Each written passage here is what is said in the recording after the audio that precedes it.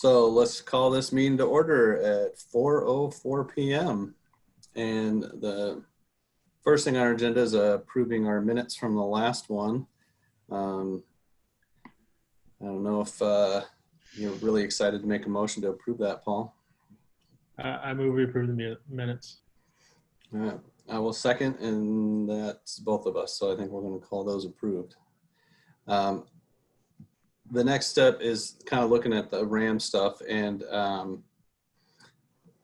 don't know who's going to talk to that. Maybe Amy is or Matt is, but one thing when we did agenda setting yesterday, I specifically talked about this one item, and I think what makes the most sense, we'll discuss it here today, but then I think what we'll do is bring it to the board as a discussion item, maybe as early as next week, and then probably the next meeting after that, take the actual vote on it to take the action. That seems to be a reasonable thing to give some people some time to digest it, because it is a little bit different. So I'll let whoever wants to speak to it and kind of talk about what the idea is. Sure. First. All right, I'll take this one. Thanks, you guys. So we wanted to post what we had sitting in Superintendent Directions 3J6, and that was what we based our work off of last year and our staffing, given where we needed to be with the budget reductions last year. Prior to last year, we were operating with 3 levels that we would have seen talked about and set forth in that table. So anyway, I do think it's critical that we have whatever the board decision is going to be outlined here. You guys are all privy to what happens in the fall when we have questions that arise from parents or even staff members about class size. So I think it behooves us to make sure that whatever we're going to agree to is sitting in this table. So I did bring to you a couple board meetings ago the RAM and what it was shaping up to look like if it was just status quo. And that's where you all then engaged in the conversation of still not being excited about what you were seeing for class sizes. And we also know that we don't have a ton of additional dollars to spend. And so we know that we couldn't do a lot. We have heard and had the conversation about kindergarten all year long. And what I initially shared with you a month ago was that when Steve had been running some different numbers just for kindergarten, that we were coming up with an additional 14 FTE. But even the night that I would sit there at those board meetings, I'd run and just do some counts quick on the sheet myself. I'm like, I don't know why we're getting 14. It seems to me that it would only be a handful if we changed the kindergarten numbers to mimic what RAM 3 numbers look like. And so I said, Steve, let's go back and look at this again. Let's see if we have the formula set right. Let's see what's happening. And that night that afternoon when we did it, there was an error in the formula. And so my idea is that in that table, the table would by and large remain the same for K2 and 3-6. We'd still have all the RAM levels sitting there. Our placements of where the buildings are would sit where you saw them in that RAM that came to you a couple of weeks ago. But what we do then, instead of having RAM 3, 4, and 5 for kindergarten be at 24, 26, or 28, we would drop kindergarten and maybe make a separate column for kindergarten. So we'd leave RAM kindergarten, RAM 1 at 20, RAM 2 at 22, RAM 3 at 24 for kindergarten, RAM 4 at 24 for kindergarten, and RAM 5, 24 for kindergarten. And when Steve and I reran that, it was only bringing us, I think it was 5 additional kindergarten FTE. So I'm going to step back one more time and just tell you where we're at currently with FTE, what we staffed based on, and then what that additional 5 would do. So right now, or as we left the school year, we had 359 elementary classroom FTE. Running the model the same exact way, keeping the buildings where we had, you saw us put before the board a model that showed 357 FTE. So we knew we could at least grow back 2 to even stay status quo. But when Steve and I reran it then, it was bringing 362 FTE. So to me, that feels budget conscious as well as helping with our kindergarten numbers. So essentially then in this new model, at least for next year, we'd be asking for 3 new additional FTE at the level, given sitting kindergarten class sizes differently than first and second grade for the RAM, essentially 4 and 5 schools. So RAM 3 at 24 or less would be what we would put it in front of you for our buildings that are in the RAM 4 and RAM 5 as well. So what does that sound like? Is that a good proposal to bring back to the rest of the board? So just to be clear, because the numbers here are a little bit different. So RAM 1 would be 21, RAM 2, just say 22, and then 24 for the rest of them. Is that right? Yeah, so essentially the way it is really our top where you start to tip over is, you know, we like to say you can't go above 20. When you hit 21 at RAM 1, then we consider a different additional FTE, 22, 24, 26, and 28. So essentially once those buildings tip over, that's when we've added that FTE. It's really 20, 22, 24, 26, and 28. We'd pull out kindergarten as a separate column. RAM 1 and 2 would stay the same at 20 and 22. RAM 3 would be 24, RAM 4, 24, RAM 5, 24. And that's where we're coming up with 3 additional FTE compared to where we're at right now. I think it's a good thing to bring before the board. I mean, I think we're all understanding that we have, you know, limited funds to really make huge numbers of staff changes. I think it'll be interesting to see how, you know, how adaptable we can be with, you know, we're not having a true like kindergarten roundup and some of these other things, like we may really not have a good idea until, you know, late August, right? How many kindergartners we really have, and then where some other kind of hot spots might end up being. But it's certainly a place to start. I mean, there has been definitely the conversation around kindergarten specifically needing to be addressed. So I think the board as a whole would be interested in seeing those numbers. I would say that the little chart that's on the attachment, I kind of wonder what happened there in the column up for the grades 9 through 12, or RAM 4 has a bigger number than RAM 5. That seems messed up, but. Yeah. Other than that, I mean, I think we can, I assume we'll just kind of put together that chart and present that. Would we be able to do that next Tuesday? Get that on the agenda just as the discussion point, and then at the second meeting in June, take action on it. Does that seem reasonable? So are you asking Paul or Sean if you want not just the directions on there with maybe the new table built as I was talking about, but also to see what that looks like in real life to repost the RAM there as well? Well, I mean, as much information as needed. I think that, you know, the board's going to want to discuss, you know, what the options are, and before they just kind of take any sort of action. And this is sort of changing how the whole direction looks. I mean, I think the action, right, is on the 3J6 itself, or whatever policy it becomes now. But I think having some real numbers, or at least estimated real numbers, right, for different schools would be helpful. But let's. Yeah. Is that whole chart new? Or I guess what I'm asking is, have we had 7, 8, and 9, 12 identified that way on those superintendent directions before? I thought they were just listed as aspirational class sizes and not by the RAM level. I'll have to defer to Kim on that because Steve's not on the call, but I think it's sat like that for a while. It has. It looks like it's copied right out of something, right? Mhm. Yeah, it does look like it's cut and pasted. So I didn't realize it was like that, to be honest. But.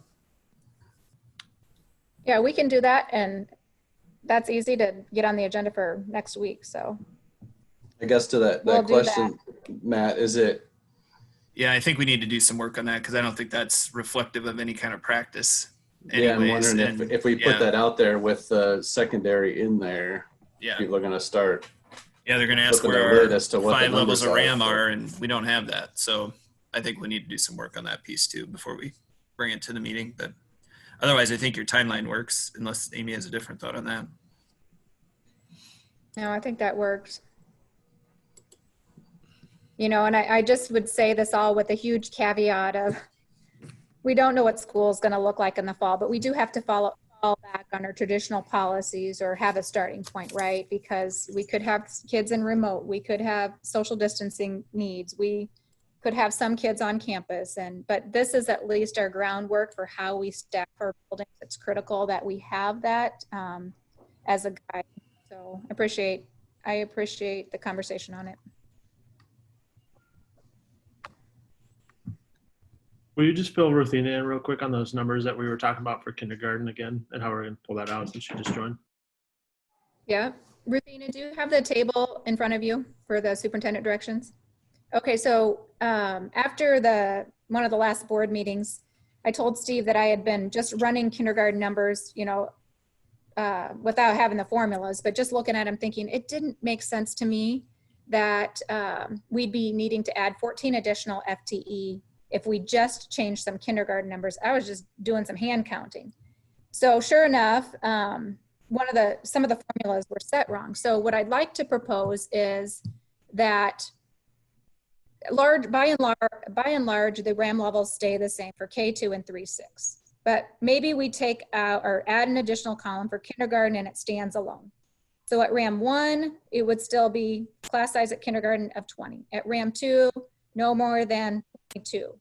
But RAM 3, RAM 4, and RAM 5 schools, they'd all be set at no more than 24. That's what RAM 3 is technically set at right now. And that's the initial work that Steve and I did to see what that was looking like. And it was pulling 14 at the time. Well, that was way too many FTE. We knew we didn't have money for that. So that's why we went with status quo and brought you the RAM based on the table that you see here and said, we'll just do what we did last year. Well, I know that doesn't sit well with everyone. Nobody is excited about any of the levels that you can possibly see happening in RAM 5 just to begin with, right? But if we're going to have any money to do anything with, we know we needed to do something at kindergarten. So Steve and I met again and we did some more work, and indeed the formula was pulling it wrong. So what I shared before you got on was currently at the elementary level, we have 359 classroom FTE, and doing it staffing for next year based on just the current RAM, where we're only placing schools in RAM 2 through 5, and letting all the formulas run, we came up with 357 FTE. So down 2 FTE, that helps with the budget, but we know we could at least grow back to the 359 if we wanted to stay at least even, right? Well, Steve and I reran it with RAM 3, 4, and 5 kindergarten set at no more than 24. It only pulled 5 additional FTE. So the 357 plus 5, it's now only pulling 362 FTE, which compared to where we're at as of yesterday when staff were leaving us, that's only an additional 3 FTE at the elementary level. That seems to me fairly budget conscious still and doable, instead of trying to bring to you, we really need 14 FTE to get any movement on kindergarten class size. So I wanted to bring that to you tonight in this small group to see how it felt before we would, do anything with the larger board. So that's where we were trying to get feedback tonight. I appreciate it. Thank you for sharing that. I'm sorry I was late work. So, but yeah, that makes sense. All right. So we'll figure out maybe what secondary needs to look like on here, or potentially, I don't even know if it's a good idea to pull secondary off for now, but we'll certainly set some little bit of a new look with this table next week. At the board meeting, we clean this up and do that. And then we'll set the RAM, and you can see how it's pulling 362 right now versus the 357, which is what we staffed off of from the end of March on. Matt, do you have aspirational goals for your classes at the secondary level? Well, yes and no. I mean, we've been you know, honestly, to say that there's firm ones that we really try to hold to, I think the closest thing would be probably what we put in the enrollment report for you guys, where we really try to target some of those specific class sizes. I don't have all those exact numbers in front of me right now, but you know, the reality is then what we're able to do and trying to just continue to run elective classes and what those class sizes are. I'm sure we're, you know, above those in several areas. But yeah, we do have some aspirational ones we work through and try to set staffing limits on so that they don't get too high. But, you know, when we have some of those, it also limits some of the, you know, we haven't had a hard line with that at secondary because it probably limits our ability to maybe allow some classes to get larger so we can run some other smaller ones to create some offerings. And, you know, a lot of times we'll allow some of our AP classes to grow pretty large, or some of our advanced courses to grow pretty large so we can continue some offerings and keep some other classes a little smaller class size. So we'll do some work on that and see what kind of our best practice has been around, like I said, some of that piece we put in the enrollment report, which is probably really what's guiding most of our decisions rather than what you see there in front of you. Maybe a follow-up to that is, do you have a level that you don't run classes at? Is there a number there? I know there's some courses you guys haven't done like this year because enrollment was low. I mean, really, if it's something less than 20, we generally try not to run anything like that. But again, it could be just dependent upon how a section falls out, right? So when people see that, sometimes it's a little misleading because maybe we had a section that ran at 19 and then we had another section at 31, you know, or something like that, just the way the 40 shook out when we split it in two. And so, you know, we've had some conversation obviously at the board table about starting new programs and what that ideal size is for starting a new class. And, you know, we want to be able to generate enough students to obviously take care of the FTE cost. And so 20 is kind of the threshold where, you know, principals really look at that one closely and don't like to staff a class at under 20, but you're of course going to find some examples in our master schedule where that does happen because of the nature of it. Yeah, I'm just trying to think through this because, you know, this will be a part of our policies at some point going forward. And if you pull out the 7 through 8, 9 through 12, and then you kind of try and tie it into that paragraph above it, you know, we're talking about appropriate and fiscally sustainable classes. So like yours may not look like the elementary model. It could be a range, whatever that is, 20 to whatever. Right. That's what we've had before, Paul. And so I think that's what we want to put in there. I'm a little hesitant to probably state what that is because my guess is whatever those aspirational ones are, we're well above the last time you guys have probably seen that. And so if that's a area for us to work on, eventually we can continue to do that. But I agree with you. I think that's what it would have to be, right? Junior high would be this range that we would try to keep it in, like that, 26 to 29 range, and then maybe high school or the 28 to 32 range, something like that. So we'll get some ranges put on there and clean up that document so it reflects what we're doing. And just for, and maybe this is for another discussion, but since we're in policy and governance talking about this one right now, Sean and Ruthina, does it make sense to add anything to that paragraph where it talks about also classroom space size? Does that make sense? Because I don't know how we would word it, but some of these numbers don't necessarily allow us to have classes that big that make sense for the space either.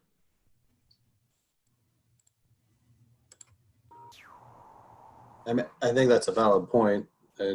We have all sorts of different sizes of rooms across our district. I mean, they're getting a little bit more normalized as we upgrade our buildings and things like that, but they're definitely varied.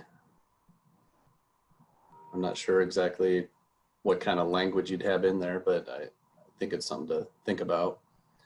I was going to throw just a thought to Matt as you kind of think about those secondary numbers. One of the things that we've been struggling with at work is, having these goals that are kind of, go company wide, right? And how we feed from department up to our corporate goals and things like that. But they try and put these hard numbers on it, and then knowing that there's always outliers. So instead of just saying, you can't have, class size over 32, they say something more along the lines of less than 10% of the classes go over 32, right? Your goal is to not have too many outliers. Your goal is not to have zero, but to limit the number of outliers. And it's a little easier thing to meet, and it kind of gives you a tangible goal that is possible. So that might be something you can think about in that vein.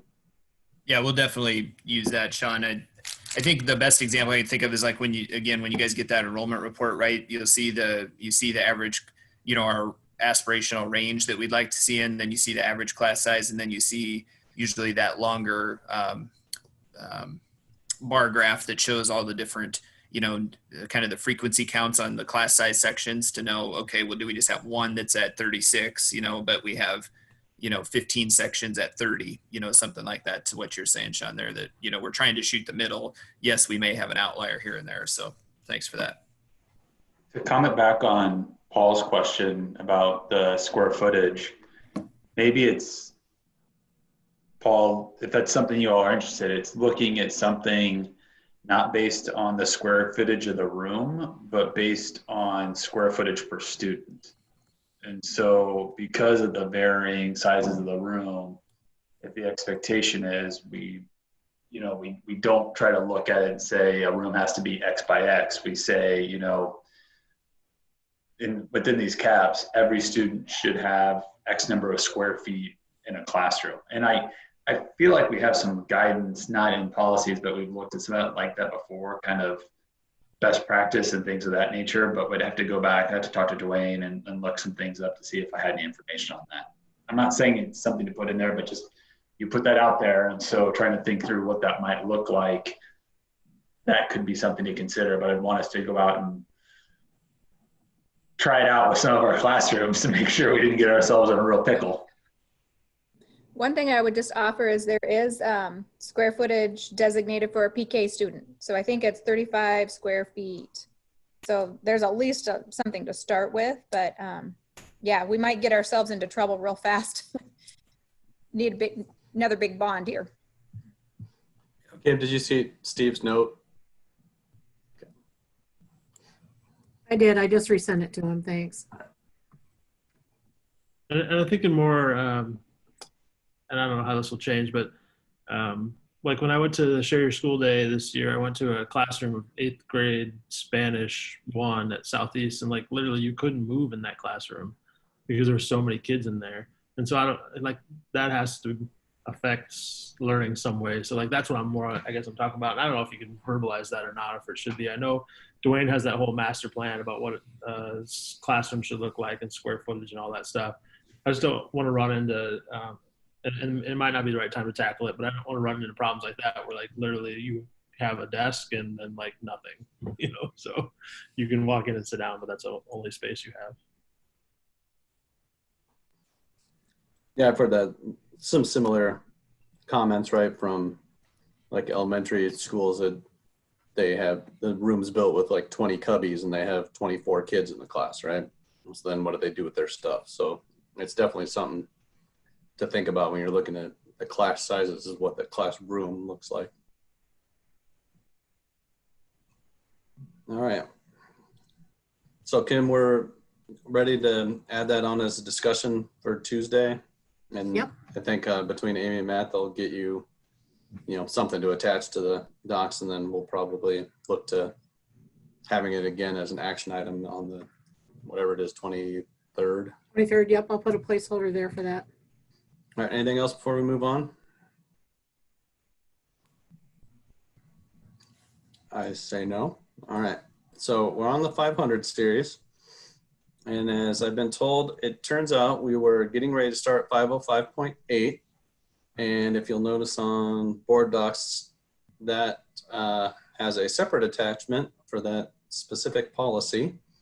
And I kind of was listening when you told me why, but we'll let Diane, I think, was going to kind of talk about that one, the 505.8.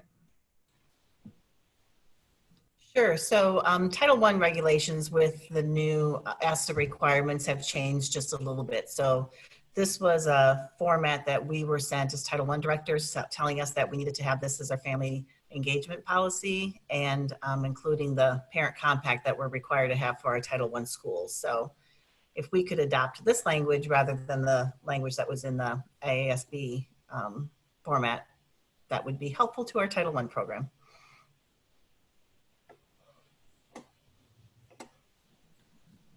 it makes sense to me.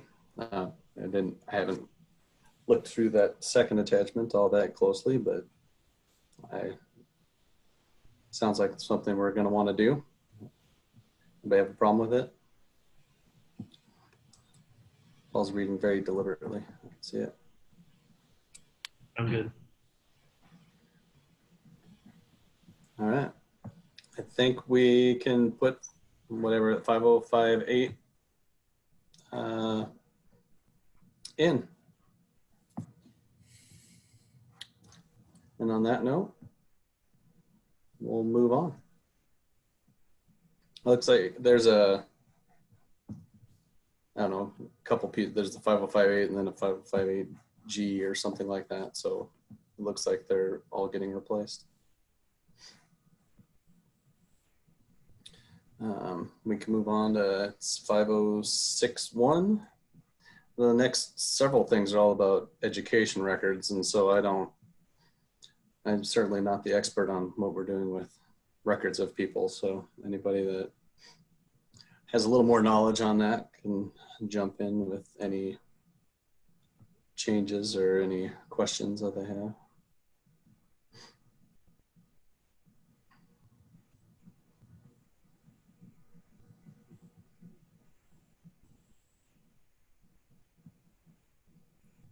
It's a lot of words, you know that.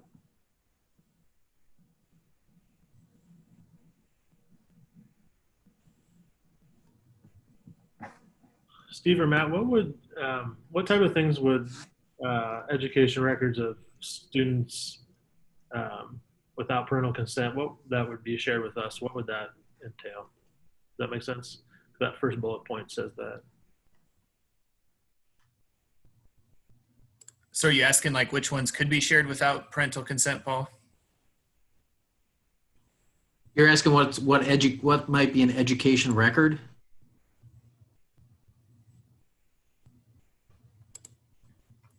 You're muted or your sound's not working, Paul. No, he's muted. There you go. Sorry, it just like reading through that first paragraph and then that first bullet point, I'm just wondering what Yeah. things you would share with us that we would have access to without parental consent, or what those types of things would be. Well, I'm wondering, and Matt, jump in here. So it says education record means those records that contain information directly related to a student and which are maintained by an education agency or an institution or by a party acting for the agency or institution. So I'll just tell you that one of the things that I get on a regular basis are disciplinary notifications about students because they've either been arrested or adjudicated, and that becomes a record that's forwarded to me because it is required by law to go to the superintendent of the school district. So I'm just, again, I'm thinking out loud, Matt, jump in here, but I mean, there are some things like that show up.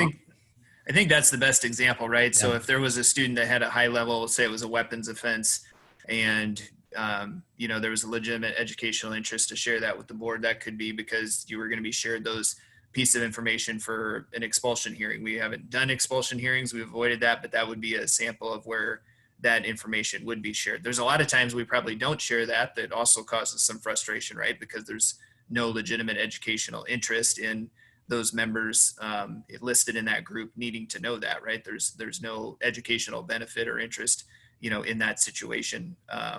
But so that's the lens we have to try to continue to work through. So disciplines, an easy one to think about, maybe an award is another one to think about, right? Where you're going to share some directory information of a student and you're going to highlight them and put them in a publication.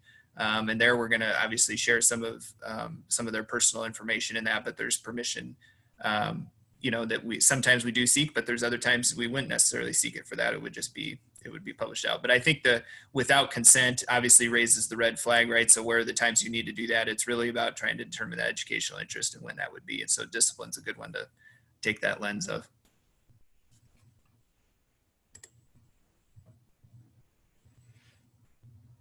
Yeah, so beyond that, I was just trying to think about other things that would fall directly into that, and I don't have a lot of other records that I think would fall immediately into that, or at least that come to mind, top of mind. Well, you could think about health professionals too. It's another Sure. maybe a scarier one, right? A kid's got you know, some type of a condition. And so there may be something that's passed on to, because of a health concern or abuse concern that would be passed on to some officials that way. And that one obviously wouldn't seek parental consent before we'd move it up the chain that way. Yeah, we don't need to spend a whole lot of time on it. I was just curious on. Yeah, what that that's a would- good question though.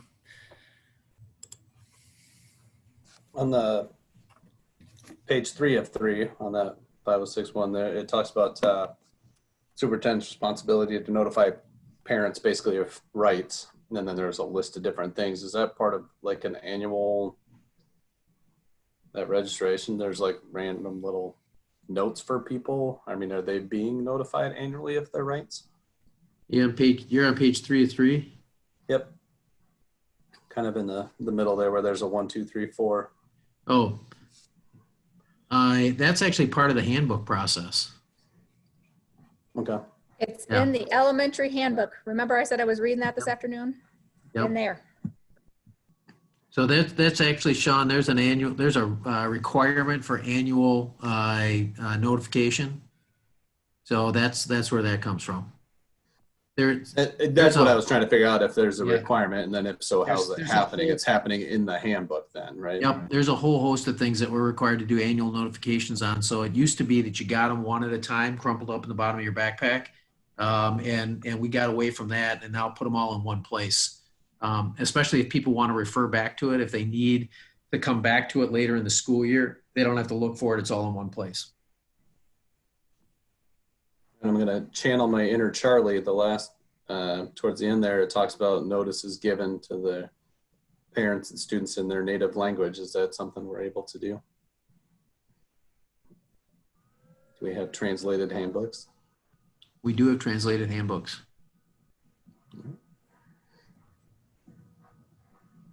Amy, do you know? I don't know off the top of my head. I think we're only doing top 5 languages, though, aren't we? I see a couple Yeah, shakes. I mean, we have Yeah. only ever 90 languages spoken, so yeah. We did Yeah. 5. I think, Sean, I think you're looking at English, French, Spanish, Swahili, Chinese. Do we have to put some sort of caveat on that sentence that, you know, They're online, so you can actually use Google Translate online to pull them up. That's what I would say. They're on the website, so you can Yeah. manipulate So it they- on the website and change They it. can be Yeah. translated into all those languages. works for me? All right. Anything else on 5061?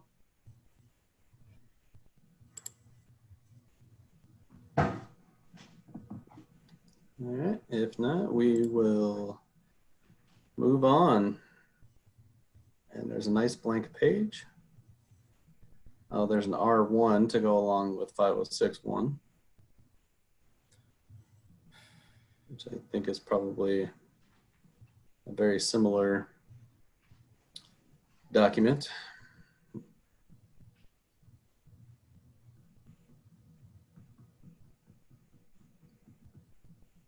There is on the page 2,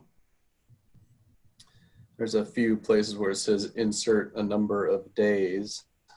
I don't know if this is something that we need to have the regulation there. Is it kind of redundant to the policy that's right before it?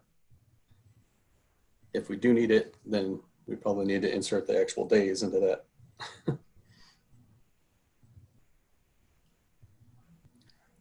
And Steve, I think they just wanted you to be hot there to, you know, feel like you were actually at graduations again. Yeah, someone turned the air conditioning off. Just leave it at that. Yeah, we can put a number of days in there. Easy enough. A 9. What do you see? 9 and 10 there, Sean? Yep. Yeah, I don't know if there's a number that we already have in mind, or there's some statutory numbers, and I know there's some numbers that we use in our complaint process. So Kim, you might be able to find those, and I think there's a standardized number. And the two numbers that come to the top of my head are 5 and 10, and I don't know which one's which, but we can look those up and just make sure they're consistent.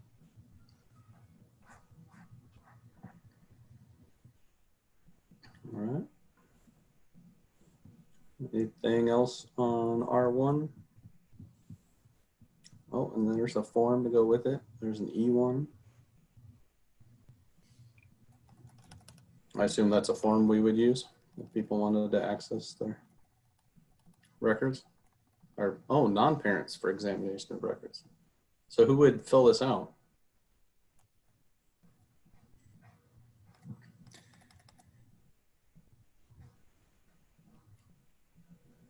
It'd So be if any you of look those at the, officials that you yeah, see listed. the bottom there.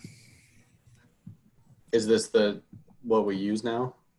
I can never remember if this is stuff that ISB is throwing at us or Yes. stuff that we've had from our own district. So. Honestly, I haven't had any of these requests come my way, but I like the form because these are the groups that speak to that can have access without going through the parent. Yeah, I don't mind the form either. Do we routinely get requests for when students are transferring into other districts? Yes, we get requests for records there, and then I'd tell you the other one is usually custody disputes are the two most common requests for records. Yeah, and sometimes when maybe we're in mediation for special education purposes, that's another reason. All right. Everybody seems okay with the form.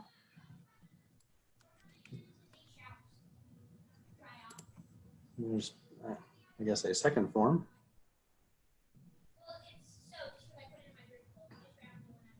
This looks like the form that guardians would fill out to release their records. The E2 one. Yep. Yep. All right. Looks pretty simple. And E3. A request for a hearing.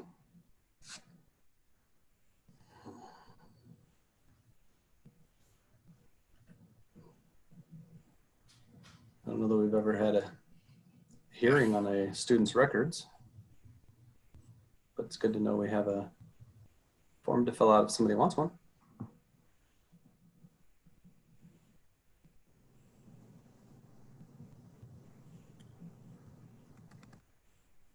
What's the difference between E4 from the whatever it was, the first one, the E1? It's a form to examine education records. The different, I'm trying to think about, because I'm trying to anticipate your next question about when we use this, and the difference would be somebody just viewing them versus having an actual copy.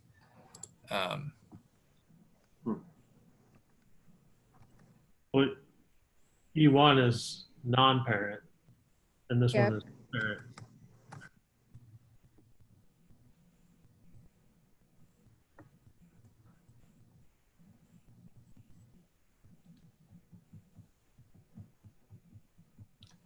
All right. Oh, we got a lot of forms here.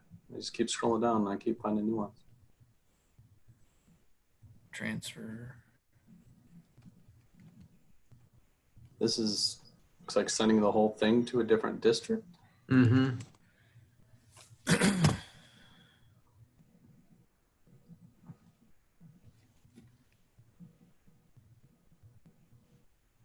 Or there seems to be, I mean, they're different, I guess, but they are kind of overlapping to a certain degree. I'm just going to keep scrolling down to the different forms, and if anybody has any weird ones, I'm down to the E6, the letter to parents regarding a receipt of a subpoena. So I assume the district gets a subpoena for it, and we let the parents know that it has happened. I don't know how often that's happening. But.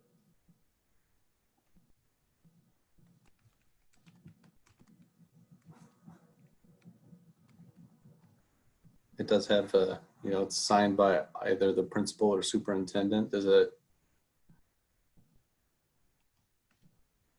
need a little more wiggle room than that?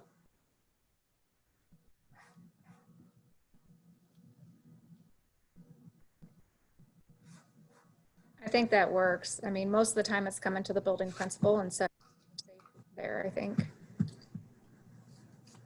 All right.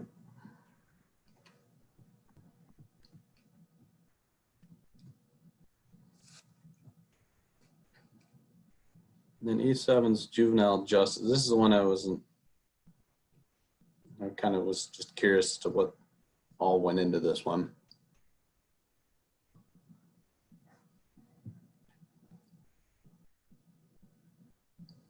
Like, when would this come into play?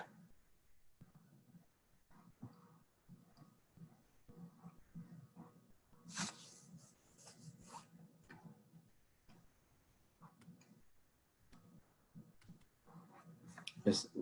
Sorry, Right. I'm muted here. I guess I realized. So I guess when I'm looking at this one quickly, I think of like a juvenile court officer working with a student, and then the communication that goes along with that, and the access to their attendance records or grades, things like that, as they're working with that individual student.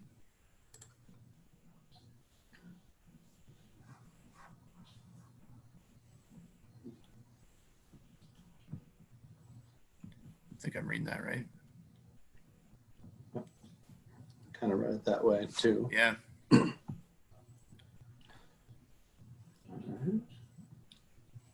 Oh, there is an E. I keep scrolling down. I keep finding new ones. Annual notice of Ferpa.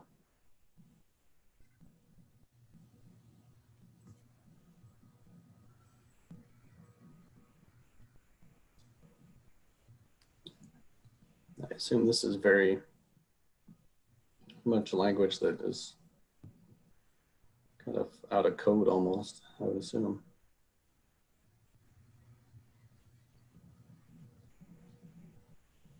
Yeah, it looks that way. I don't see any red flags there. That's something we reference a lot. That is in that elementary handbook too. And our employees all receive training on FERPA every year through Public School Works.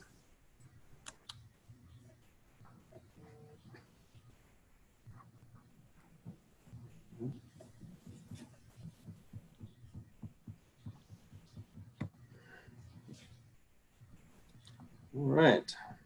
Well, the next thing is, well, it's not an E anymore. It's a G. So this is basically what to do with the file. This looks very, is this a, yeah, this is an ICCSD specific thing, right? I mean, it talks about specific colors of folders and papers and things. This is one that Craig and Tammy Brenneman developed when there was, I want to make sure all the elementary secretaries are on the same page as far as what is required to be kept in the cumulative file.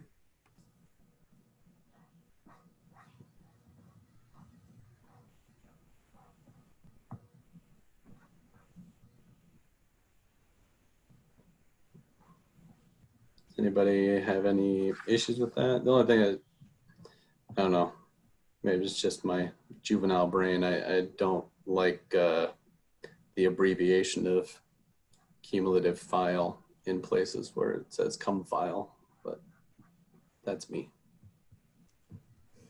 I can clean all that up when I go back and do the edits to files before I convert them over to PDF, link them. I mean, is it, I found it weird when I first kind of ran through this where it talks about, you know, like pink copy paper and, you know, is there any reason, I mean, is it okay to keep it as specific as that? You know, it's got light blue folders and all this other stuff, like having that in a policy with very specific things like that. But it seems a little weird to me, but I don't really know what's done in practice or how likely that is to be changed. I know that feels a little bit silly, but actually it's a really good kind of record keeping piece for us, is to have things designated certain colors. If I remember right, like ELL is blue, and it does really help set it apart for our secretaries. The other thing I would note, Kim, is on page 87, we refer to a student folder. There's a white student folder in there. That's kind of outlived its purpose. We figured out how to do that electronically, so you can cross that piece out.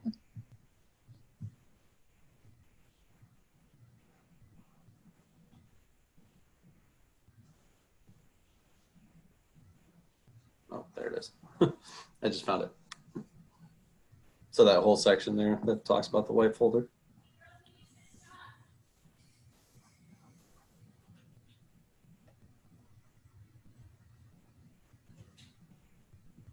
Yes.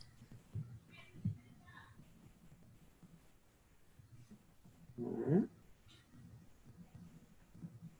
Everything else in that one look good? Yep. All right.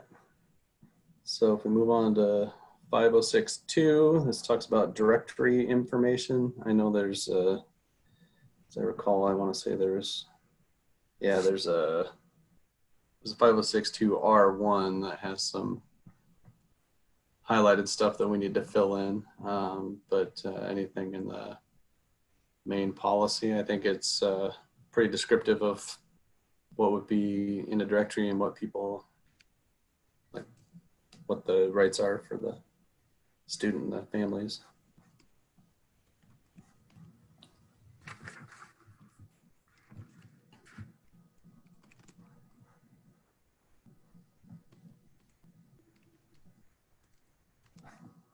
So if everybody is okay with the policy itself, I would go down to R1 and look at the highlighted section. On there. Sorry. Go ahead. There's one bullet point in that directory information that says major field of study. Is that something that we still do or have? Or should that just be taken out? I don't know that that's practice or anything we push out, but I suspect that it's just part of the law that we have to include that. Yeah, I was just gonna say, I think that's always in the list when we see directory information. So my sense is it's lifted from somewhere else.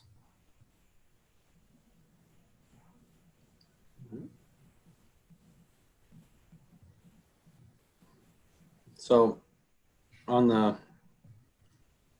highlighted section, the one thing I kind of went through,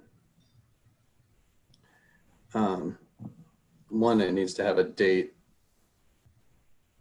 as to when they need to do it. So I don't know that, I assume that's like kind of a registration time, but in the note, I'm trying to get my old brain to work, but it lists that this information should match in 3 different sections. And I want to say that information is not at all in, I think it's the first one, 506.1E8. I don't think it says that stuff there. So I don't know if that.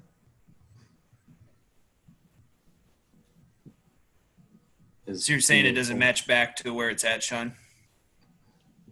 Yeah, there's nothing in 506.1E8 that lists anything. I mean, it's the 506.1E8 is the annual notice for FERPA, and it talks about rights and stuff, but it doesn't say anything about like directory information or anything like that. Whereas the other 2 highlighted policy numbers, it has those words verbatim, I believe. Now I'm trying to find them all. Yes, it even has the highlighted note in a couple of the places. But I think maybe we just take the note out. I don't know that it needs to be there at all. I think it's more for our information. But I think we can just take the note out and it's fine, other than we needing to inserting a date. Right. And I And then here is where we can take out the major field of study, since it says the district can list whatever information we share.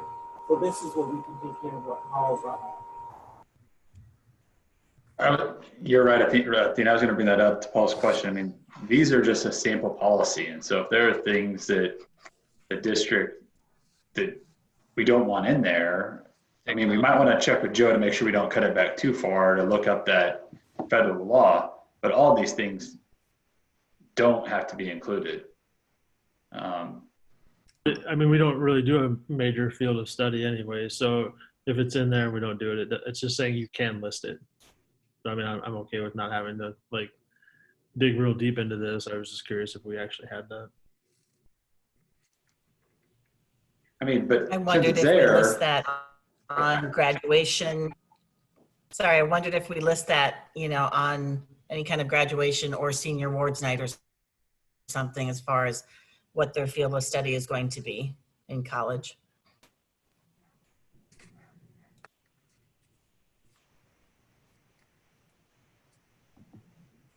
we don't get very many requests, but it always gives me heartburn when we get requests for students' addresses and telephone numbers. And that they're technically directory information under our policies. Yeah. I mean, I know elementary schools print them. Right? Yeah. And hand them out to everybody. Yeah. Or at least they used to. I don't know if they still do, but.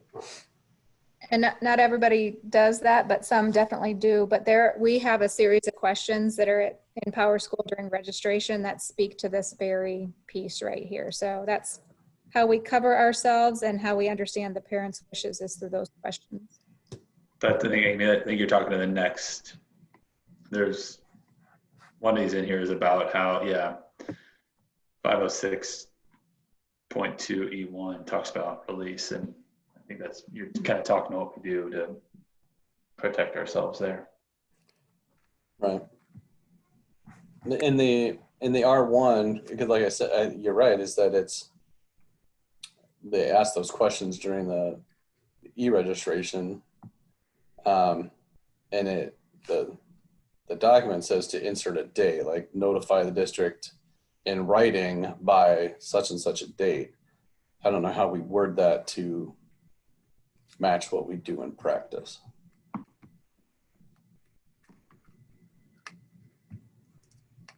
I guess I'm trying to scroll down to E1 to see what it says.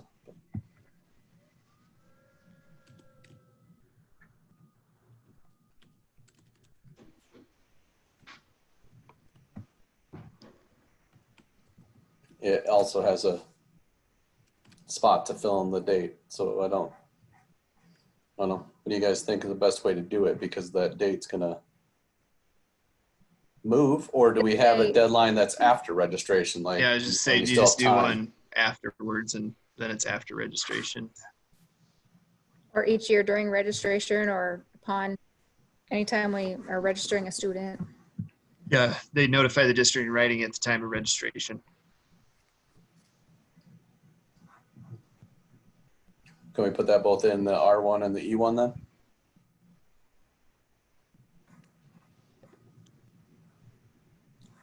A little paragraph at the end of E1.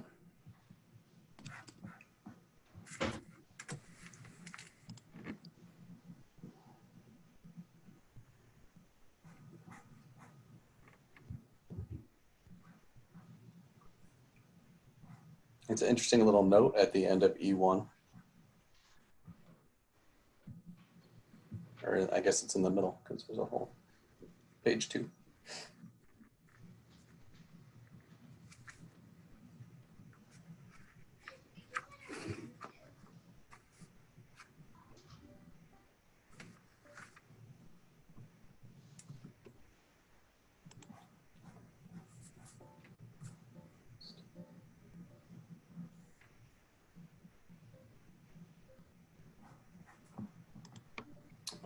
On page 2 of E1, I'm struggling with the wording on it because the headline, or, the title says authorization for releasing it, and then the kind of the first line says to withhold student directory information.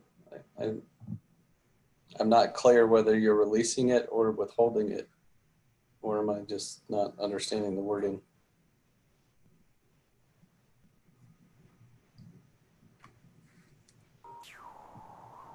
No, I think it's confusing, right?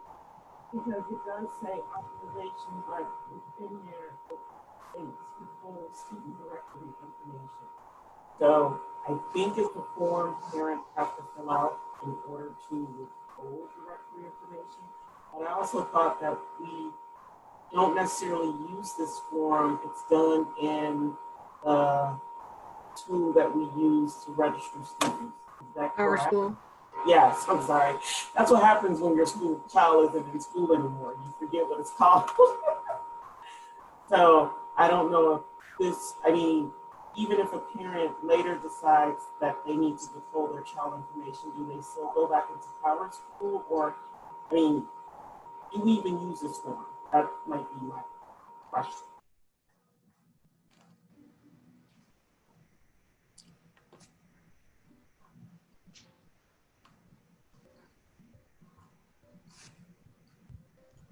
That's a good question. If we're just going to have people do it online, can we just strike that page, that form?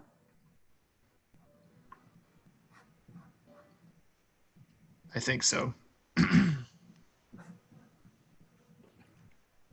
So it's not a whole policy, it's just page 2 of the E1.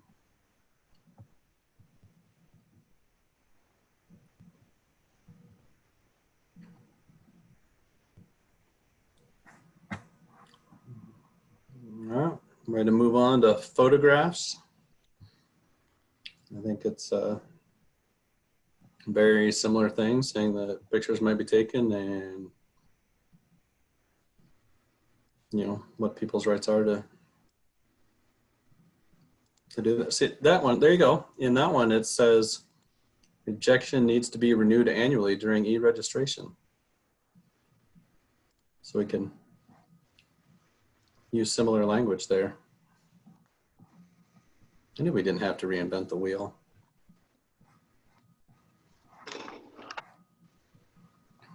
I'm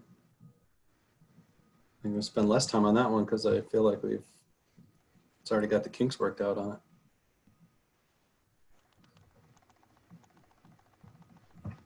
So unless anyone has an issue, I will move on to the 5064 student library circulation records.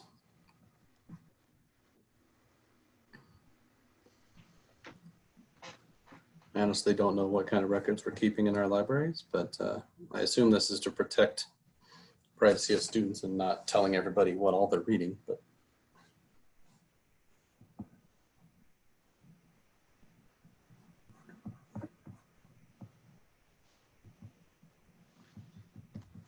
going once, going twice. All right, moving on. 5071, student health and immunization certificates. Now, I don't remember how many different pieces here we have in immunizations. Maybe it's just the one. Can somebody remind me? It seems like the rules changed a little bit on what people had to do to like be exempt, or like it's a little more hoops to jump through if they want to send their kids to school without vaccinations. It's harder to do that now. Does that show up anywhere in our policy? Am I making stuff up? No, you're right. I was trying to read this policy to see if it's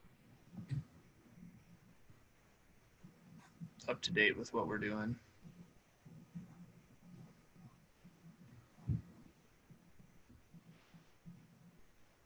I guess it says exemptions will be allowed only for medical or religious reasons recognized under the law. It doesn't really, it's a provide a valid exemption from the Amy, do you know Department of enough about Health. the specifics to know if this is, I don't know if we have everything on the list that it needs to. It's really about, the changes in the law are really about the timing and, Yeah. and the ability to get a continuance or, Yeah, to you be able know, to be at school if you don't have right, it, right? to have it. And they really crack down on what those exceptions are. And Jessica's done a nice job of collecting that information for us and have it. I'm not necessarily sure that anything in here is inconsistent with that. It's just kind of what our procedure and what the state is saying we have to do as the procedure associated with this policy. I agree. We would need to check maybe with Jessica on the what's listed there in the way of immunizations to ensure that everything is in there. I think the one thing that gives me a little bit of pause is where it says failure to meet the requirement will be grounds for suspension, expulsion, or denial of admission. It is true that denial of admission, but we're not suspending or expelling kids. Right. Actually, Yeah, I think- technically under the new law, it's not that we can deny them, it is that we have to deny them. Right. That was the other, wasn't that one of the big pieces, right? Yeah, Was they can't that be there. Yeah, they can't be there. They can't be there. It's not that we can ask them to go home, it's that they can't be there. Yeah, that makes sense to me. I would change that language, right? Because they're just not even getting in the door. They're not Right. going to get suspended or or expelled because they're not there yet. So I would certainly change that language. I think if we can figure out what, any other language to make sure that it's accurate, if we need to reach out to someone else, that's fine. I think it makes sense to me to have on there, a statement that says, there is no, leniency period or whatever, or there is, but it's really short or whatever it is. If it says, you have to have it or you're on day one or you can't come in, I think that needs to be explicit so that, because it is a change. And now that you've said that, it reminded me of the conversation, because it used to be people would walk in the door and they wouldn't have one and they'd be like, oh yeah, I'm totally exempt, and they'd fill out a little form and the kids would just start going to school, and now they can't do that. So I think if we have some good language, it doesn't have to be a lot, right? A sentence or two that makes the most, or to codify that a little bit, I think would be good. I think we could lift some language too, because there's a difference between whether the child has any sort of record, that's when we completely hold them out, versus a child has some shots in some of the series and we can institute the provisional, but then the parent still has to, within a certain time period, keep up to date on the provisional. So maybe we just use some of that guidance that we saw pushed out to superintendents last fall and add a little bit of that in there as well. There's a little bit of that right in the third paragraph, right? They can be admitted conditionally as they're completing the process, something like that. Yeah, I think really it's the change that Sean talked about earlier, is that next sentence after that: the failure to meet the immunization requirements will be grounds for denial of admission. To Amy's point, we don't suspend or expel. I mean, but right, the two sentences above that, or the sentence above that, really does articulate what the process is. There might be more details to it or more clarification that we've got, but that is what happens. Do we do TB tests? Oh, those next in sec. I don't think students do so. that. Yeah. And I actually think that we've gotten away from them for employees now too. Yeah, I think we have two. I was looking at the bottom of this page. This policy doesn't look like it's been updated since 2013, which is a bit surprising given some of the new language that's come out recently. Yeah, I would think about removing the two sentences that specifically reference TB tests if it's not something we're asking students to do.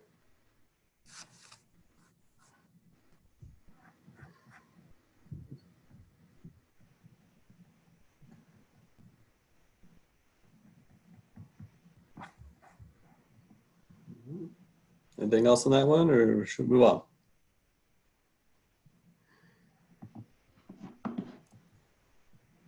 Silent acceptance for moving on. All right, 5072, administration of medication. I read through this and it seems to kind of match what I've been told, right? I mean, the start of the school year, they tell us if you have medication, write the stuff on it or fill out this form or whatever it is. So it looks right to me, but anybody have any issues with that policy?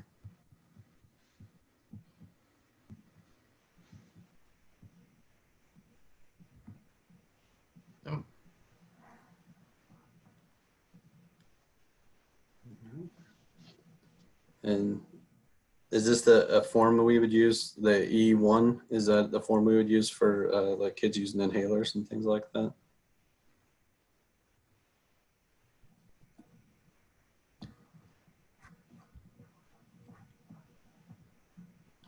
Looks good to me.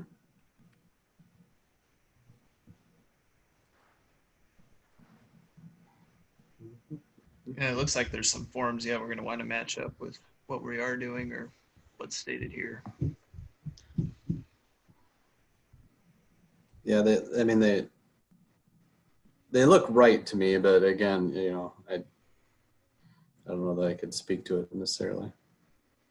I know that we've sent, you know, medicine to school for my kids, but it's been like over the counter type stuff, and you have to fill something out. It's pretty basic, I think.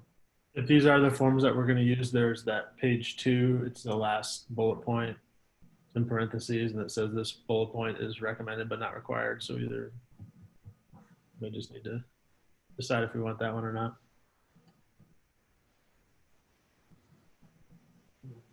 Where are you at, Paul? It's on the 507 2E1, page 2 of 2. It says it's talking about the asthma consent form, and it's the last bullet point. In parentheses, it says student maintains self-administration record, and then it says this bullet is recommended but not required. Oh, Yeah, are we going to ask students to write down whenever they're using their inhaler?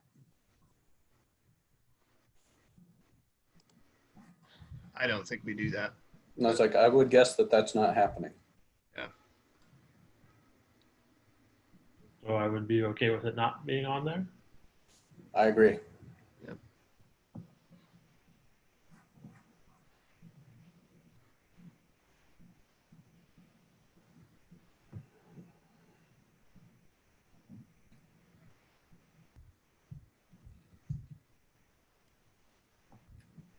And then, I mean, it's basically the next couple, right, are different forms for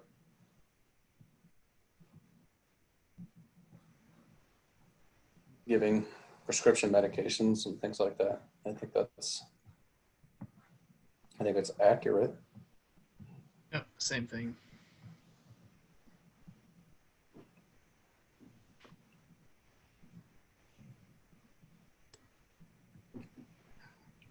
All right. And I was very excited to get to this one because when I read through the 507.3, it's on communicable diseases and letting kids come to school with communicable diseases. Well, we just decided to shut schools down when there's communicable diseases. So this one was kind of funny reading through it. I mean, obviously this wasn't written with a global pandemic in mind.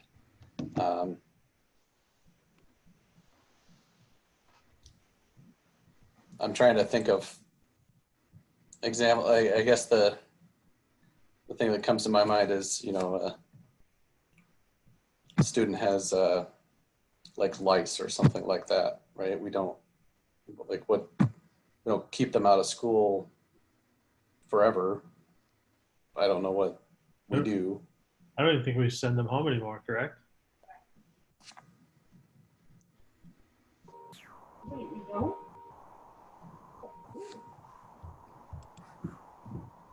I think for lice we do send them home. I don't know. Somebody's, I think, maybe talking and muted, but I'm not sure. I don't think we do. I know I've talked to Brandy about this before, and she said that they don't send kids home anymore. But Yeah, I'm not sure about that.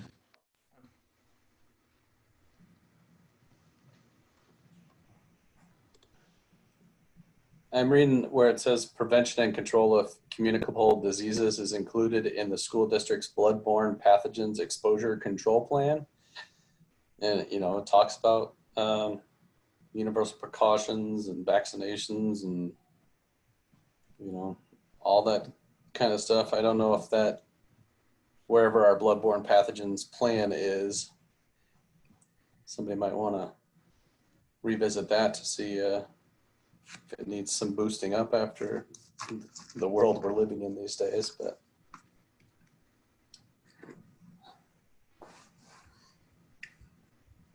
Oh, I think you muted, Chase.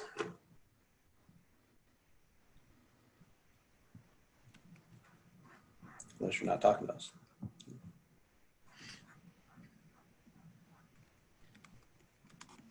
All right. Anybody got a problem with 5073?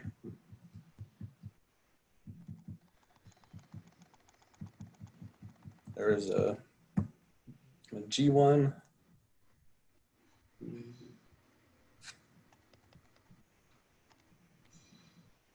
The first sentence is just written terribly, by the way. A student shall notify when the student learns that the student has.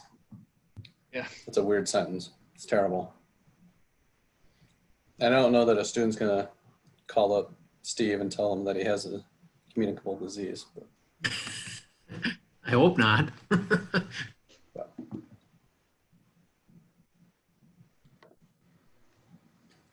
is this basically our, the cover your butt part of the policy that says, you need to tell us so we can do something about it? Right. I think it's, making sure that we're informed. So you think about it from a recent situation. If we would have had a positive test, they'd let the school nurse know, and so the district can take appropriate precautions.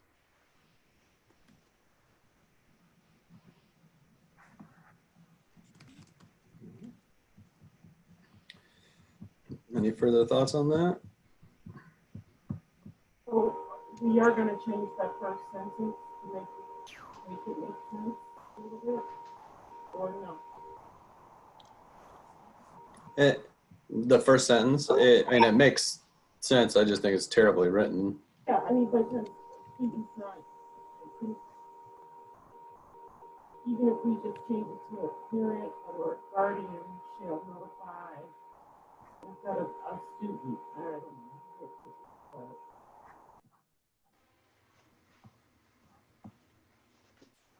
Yeah, something like I don't know, there's something simple like the district shall be notified as soon as it's known that a student has a communicable disease. It's a very general, simple statement that doesn't use student as a noun 3 times in the same sentence.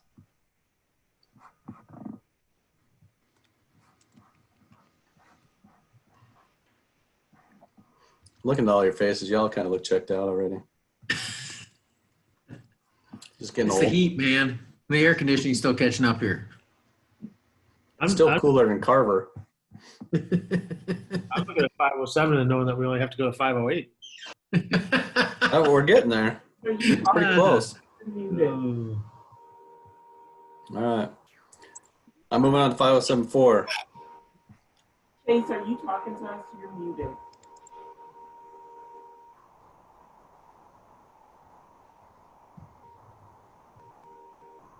I think he might be on the phone. Right. So a kid gets hurt at school, we tell people. That's what I'm getting out of 5074. Seems like a good idea. Yep. All right. I'm not going to dwell on that too much. All right, emergency plans and drills. I don't know when or where the new emergency plan that we got directed from the state as to what all we had to put together, where that comes into play here. But this is sort of talking about just making sure that we're having drills and stuff. But we do have a Practice. plan. Yep. This one matches our practice. Yep. Good enough for me.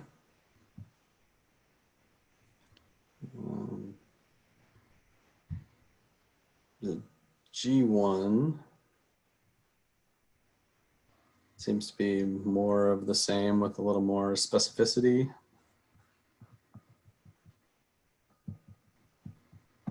My mouse is not working. There we go.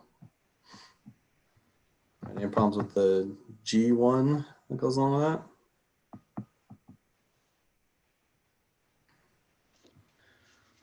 All right. 5076, student insurance. I guess you guys tell me, is this an accurate thing?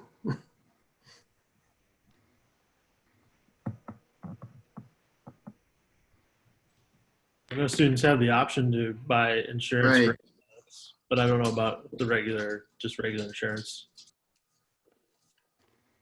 I know it's practice because Cayenne just Yeah. pushed out some information to all of our administrators about it.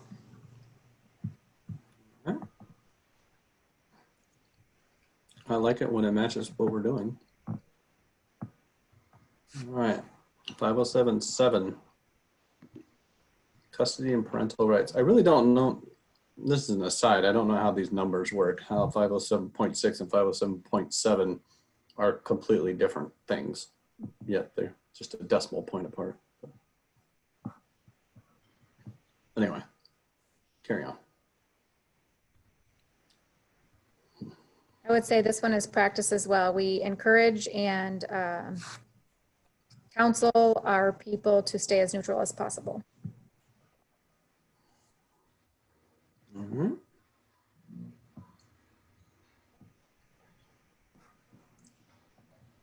No.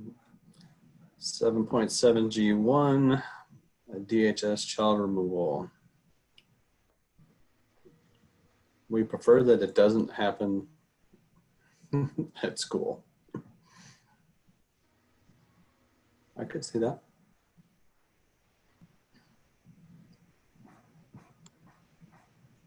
Yeah, I don't think there's any issues with this one, except It the looks like the Go ahead. times. I was gonna say the times I was kind Dismissal of wondering. times. Yeah. It looks like it was updated at least after we changed the times. So basically those times are just a little bit before actual dismissal time, which is, I think, probably accurate as to what happens. Is some kids are kind of dismissed Beginning. early. Right? Yeah. I know elementary's kind of tier some of the dismissals right that way, Amy. Secondary is probably not as much. That 345 is not as important, but I don't think it No, hurts I think it's anything, okay does the it? rate. I think it's okay the way it reads as it does. I know Joan has worked on that policy lately just because of an incident that we had, and it was right at dismissal, and it just didn't go well. Yeah. So that's Probably part of want the reason some- that this is there. yeah, some buffer before the actual end of the day.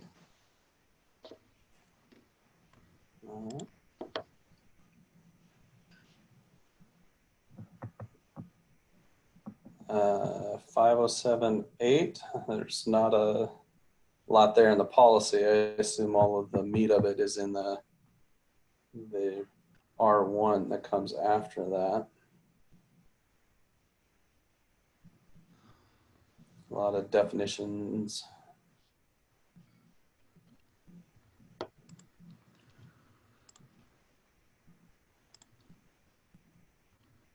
This looks like somebody's put a lot of work into into that, so I would assume that it's pretty accurate, but as a policy. Oops.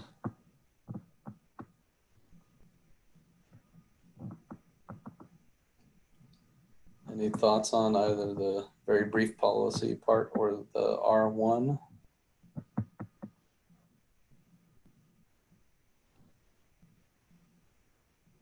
It's a lot to read. Yeah.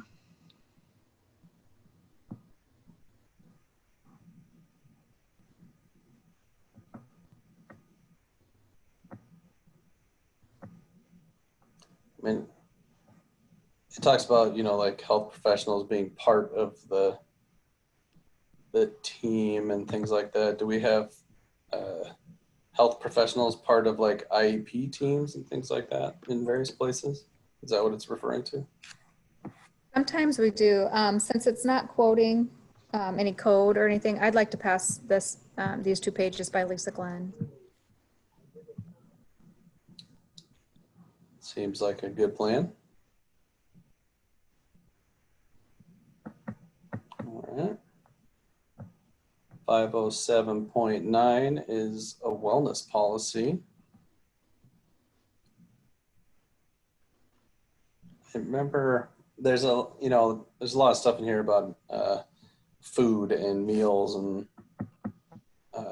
snacks and things like that. I know we Yep. tried to kind of update stuff. I don't remember where it is at this point, but one of these places it talks about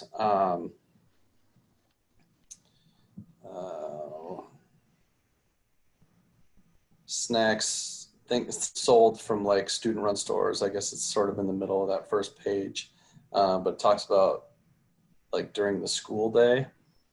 So basically, like if you had a basketball game in the evening, right, you could sell a bag of candy as a concession, and it's fine.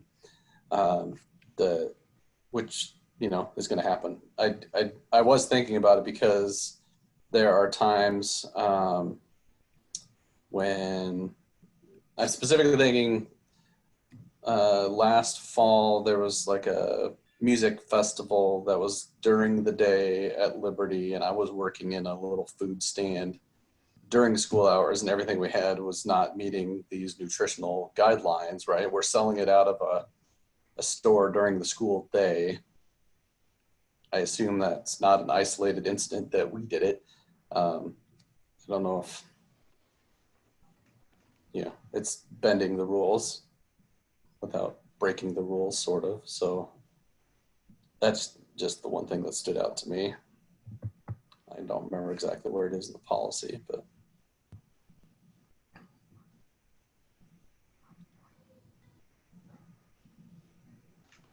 One you're saying we need to revisit, it sounds like, Sean.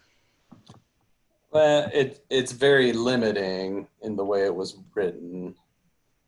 I meant the practice of the. Well, yeah. Yeah. To reinforce what we're supposed to be doing.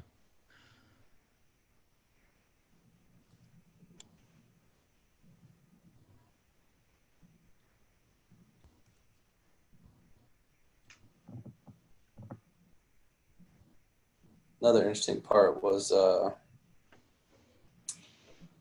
implementing a process for parents, students, and representatives of the school food authority, and so on and so on and so on, to periodically review and update this policy.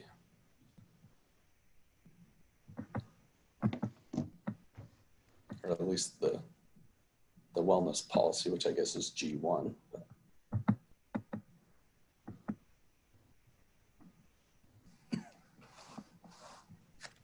I don't know if that review is happening.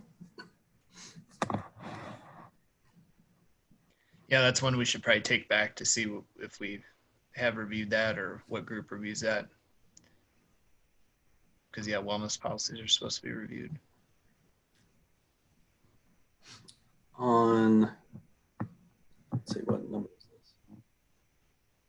this? 507.9 R1. It says that the school district will provide physical education and it lists a bunch of things. One of the things on there says attains an annual BMI for all students 3rd through 12th grade. That seems very specific. Yeah, it's part of that physical fitness profile. They actually get a BMI on students? Yep. Scarred me for life as an elementary kid. Matt, you're not helping there, buddy. PE teachers get out the calipers and tell you what, It's Never- a little never- more complicated than that these days. one of those worst education experiences as a kid. I'm like, why would you ever do this to kids? Oh, I would not have enjoyed that. No. Probably right after they made you climn the rope too. Yeah. And when I couldn't climb the rope in front of everybody. Exactly. Yeah, right. Yeah, right. I need a therapy feel you on session that. Give you a little One- window into my elementary school experience there, guys. Yeah. My one chin up. Yeah.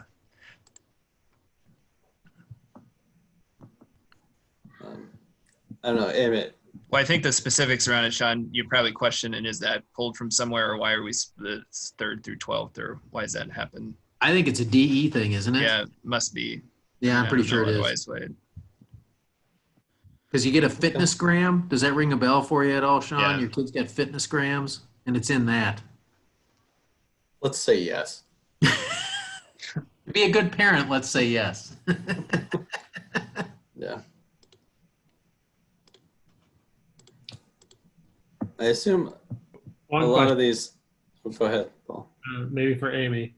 So on physical activity and punishment, there is a line that says staff will not use physical activity, blah, blah, blah, as punishment, or withholding recess will not be considered unless in extreme circumstances where other methods have been exhausted, blah, line. I would assume that's not necessarily the case, but please correct me if I'm wrong. So that is not necessarily the case. I would say, I don't remember doing this in this past year, but in previous years, I've put that little note and reminder in my weekly emails to principals. So I think by and large, they understand that. Does it happen from time to time? Absolutely. So it's probably just a reminder that it sits in this policy.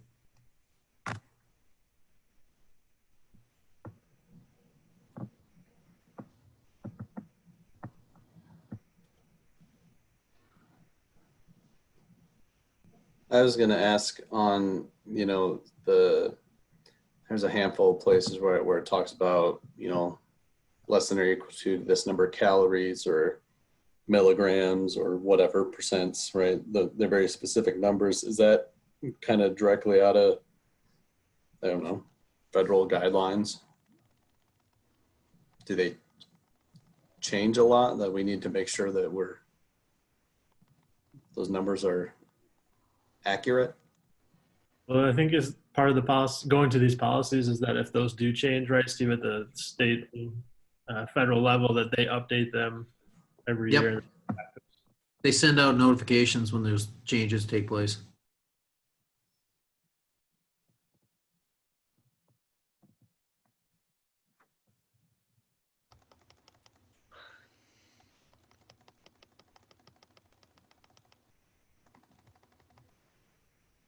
It's a very long one, so I'm trying to get through it all and see if there's any other things you want to hit.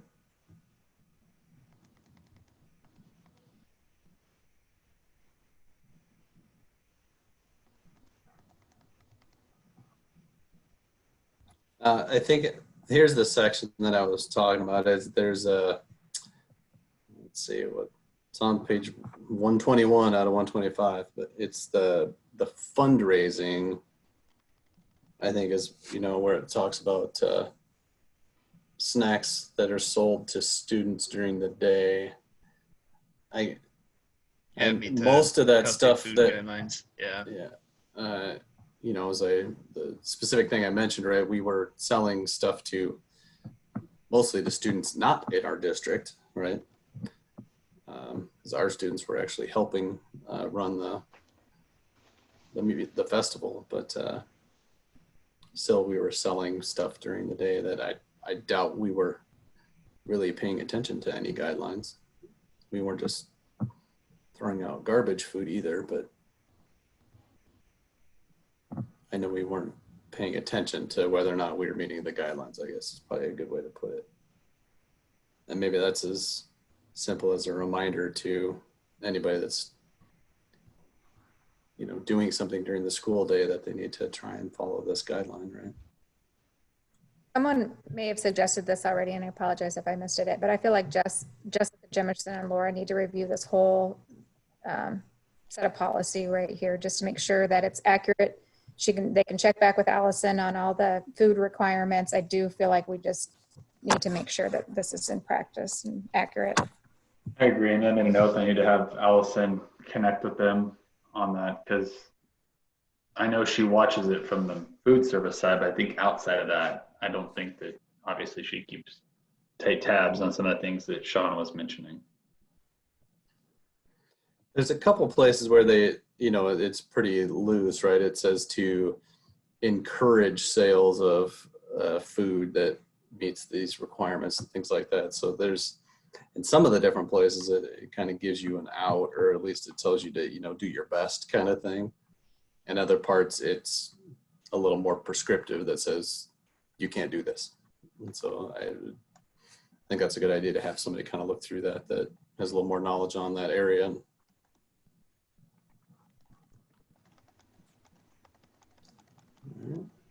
Everybody seems okay with that plan. We're almost done. So we have 5081 is class or student group gifts.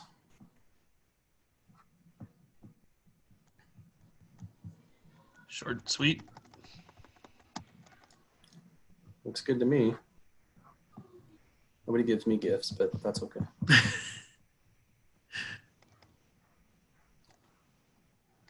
And then the very last one, the 5082.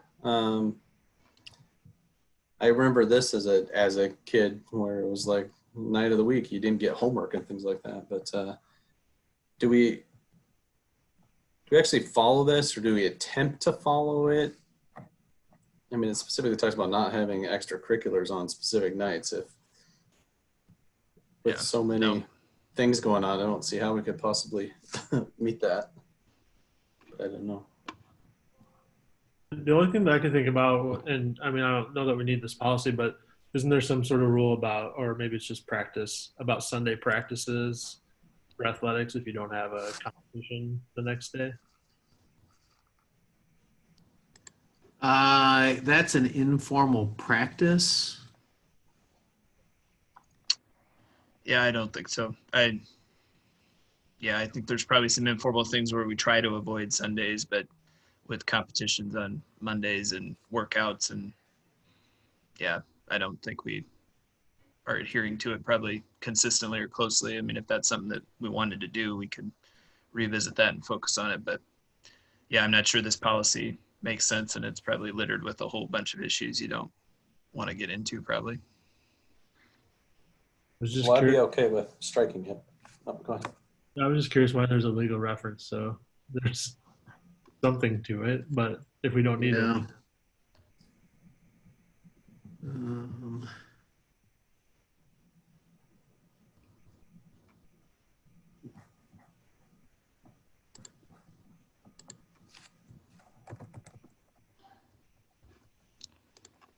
Try to look it up.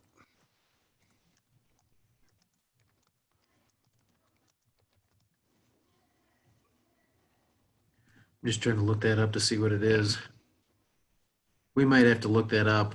I'm not sure what that code reference is. because when you first pull it up, it talks about traffic and parking. That's weird.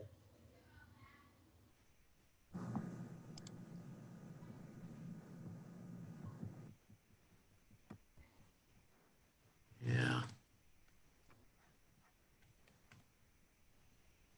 Unless there's a legal reason to have it, I would be okay with striking it. Do you find anything, Steve? No, I'm in, I mean, there's everything from school year start dates in here. I'm just kind of scrolling quick here. I don't see anything. I mean, we can always ask Joe if we really think we need to dig into it.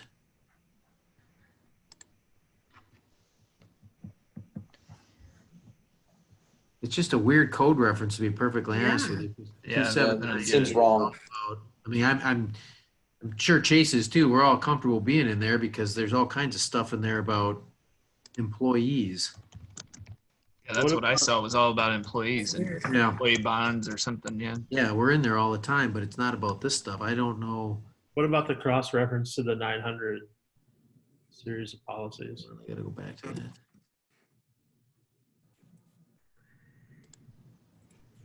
I'm assuming that may be due to religious holidays. Yeah. If it's in 900. Because of the community relations reference. Yeah, that's where the religious holidays piece lies.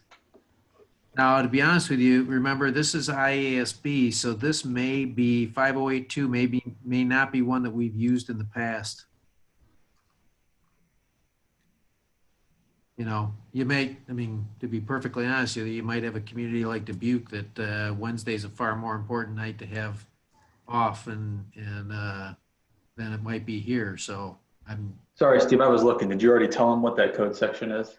I did, and I mean, like I said, you and I are familiar with it because it's got all kinds of employee stuff in there, but I don't see anything in there that references anything that would give you some indication about an open night for athletics or extracurriculars. Well, the specific section, right, you said is about parking? Well, that was just part of what I pulled up. Well, that's at the top. 2798A is parking. Right. Oh, I see what you're saying. Yeah. Yeah, I mean, I was looking through the whole 279, and I don't see anything in there that leapt out at me that said Yeah. that there would be something in there that would be related to It talks about the funding, right? yeah. If you have custody of the funds, Yeah, so I I don't know probably why just needed to find a legal reference and had to put it in there. I would be okay with pulling it out because I think what we end up doing as a district is more of our calendar. Like if we say no school on a Yeah. Saturday, religious holiday or whatever, we try not to schedule any activities for that day as well. So yeah. if we go out and just follow that calendar, I guess that would be okay with me. Yeah, I think you're far better off just pulling the whole thing. Agreed. All right, it is 5:40 and we got to the end of the 500s. Hot dog. I don't know kind of what our next sets are. We got one or two more sets left. I think just the 600s. Just the 600s. Yeah, I think that's right. I'll go back and double check, but I think it is just 600s. All right. For the next meeting, instead of starting at 4, can we start at 4:30? Works for me. And we're gonna do it in 2 weeks, so the third Tuesday of this Yeah. month Still works for everybody. I think that was 16th. Yeah. the date that works for. at 4:30. Yeah, and so and I guess we start talking about the 600s. I'd throw this out there to the group because we talked about I think it was when in our maybe the board retreat when we were looking at our goals to how when we were going to finish this stuff up. We were trying to get this work done, obviously, before Steve runs away. But my question, we have kind of kicked a lot of stuff off, right? In the employee stuff, there's a lot of stuff that, Chase and Brady were going to work on and things like that. And I want to make sure that we're getting through a lot of that, even today, right? We said we need other people to review some stuff. So I'd like to know how we're going to kind of keep on top of that stuff and make sure that we can still have a complete package at some point to pass on to the rest of the board. And I don't have the answer. I just want to have everybody be mindful of that. So at the next meeting, can we talk about that and give an update on where those things are, how much time people think is needed, so that way people can get a refresher on the different pieces that they were working on? So, I'll be honest with you, because a lot of those fell to me. Kim sent me kind of a summary, and Brady and I have touched base about putting a meeting together, but we just, everything else that's going on, we haven't prioritized it. So as long as the committee kind of gives us a timeline of when you'd like that back, as long as it's not 2 weeks from tonight, I think that Brady and I can probably find some time here over the next few weeks to get together and really get those hammered out. And so we'll work with whatever timeline. Yeah. I would say, I don't know how in depth the 600s are, if it's going to take 2 or 3 meetings or 1 meeting. I honestly don't know, but I would say, once we got through that, we're going to want to, go back to the pieces that we kind of jumped over and make sure we get back to them. And I assume there was, as I recall, there's probably little bits in almost every one of the series maybe that we need to revisit. So I don't know if we just start back at the 100s and go through and say, did we hit everything or not? Kim, do we have a list of all the things that have kind of been? I have a running list. Yeah. Okay. Maybe it'd be good to kind of get that back out, all the different sections that we said people were going to work on, and let them know that we need to work on it. Just looking at the 600 series, it's not a long policy, or section of policies. There's 10, 12 maybe total, not very long. But as long as I think we work towards getting that done and we've gone through everything at least once, and then, like you said, kind of go back to the list that Kim has, I'm comfortable with that part of it, but at least we know we've gone through them all. Right. I'll just be honest. I won't be able to have the updates for the 400s on the 16th. No, that's Yeah, fine. In case you circle back to those right after the 600s. No, it wouldn't be that meeting. I think the next meeting we would really just try and focus on trying to get through the 600s. Okay. Okay. At least once, and then at the following meetings, whenever that That's happens. fine. Sometimes I just need a little, kick to We'll give you prioritize things. we won't give you 2 weeks. We'll give you a good solid 15 days. Perfect. All right. Unless anybody has anything else, I think I would entertain a motion to adjourn. Second. All right. Are we all in favor? Everybody just wave your hands in the air. All right. Then we're good. We'll see y'all whatever our next meeting is. 16th. 16th Next Tuesday. or 9th. I'll see you at the board meeting Tuesday. All right. Bye, all. All right.